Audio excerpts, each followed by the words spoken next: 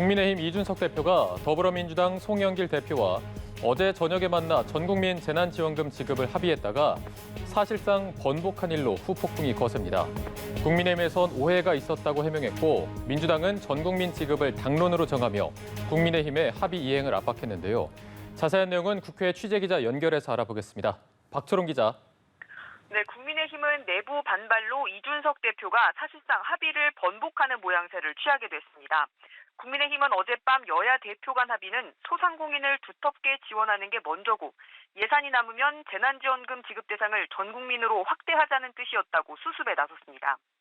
이준석 대표는 합의 내용을 언론에 알리는 과정에서 이런 본뜻이 제대로 전달되지 않았다고 설명했습니다. 오해라는 겁니다.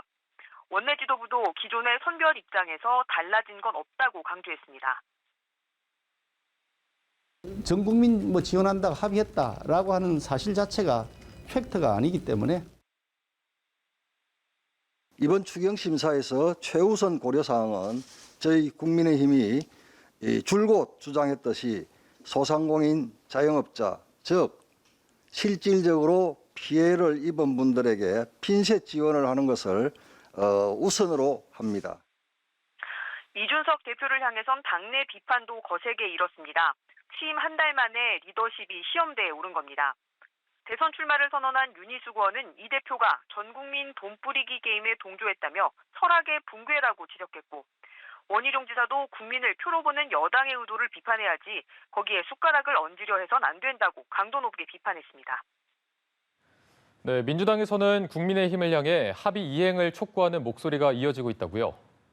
네, 그렇습니다. 민주당 지도부는 송영길, 이준석 대표의 어제 합의가 유효하다고 보고 있습니다. 송영길 대표는 국민의힘을 향해 이준석 대표의 결단을 존중하고 또 뒷받침해달라고 촉구했습니다. 80%와 20%를 나누는데 너무 많은 비용이 들고 불필요한 논쟁이 생깁니다.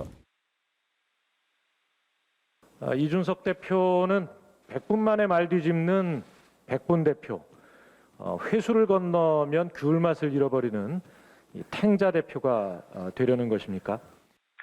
민주당 대선 예비 후보들도 혼선이 빚어진 데 대한 국민의힘의 사과를 요구하면서 비판에 가세했습니다. 이재명 후보는 약속이 헌신짝 취급받는 정치라지만 이건 아니라고 지적했고 추미애 후보는 합의를 100분 만에 뒤집다니 국정이 장난이냐며 전 국민 지급을 강조했습니다. 민주당은 1시간 전쯤 끝난 최고위 회의에서 전 국민 재난지원금 지급을 당론으로 추진하기로 했습니다. 소득 하위 80%에게 지급하는 걸로 짜여진 2차 추경안을 대폭 손질하겠다는 겁니다. 예산은 채무 상환을 하지 않을 경우 4조 5천억 원 정도가 더 소요될 걸로 보고 있습니다. 지급 시기에 대해선 방역 상황을 보면서 결정하는 걸로 의견이 모였다고 고용진 수석 대변인이 밝혔습니다. 민주당이 이렇게 당론을 분명히 했지만 여야가 추경안 합의에 대한 혼선을 빚고 있어 앞으로 추경 심사는 어려움을 겪을 걸로 보입니다.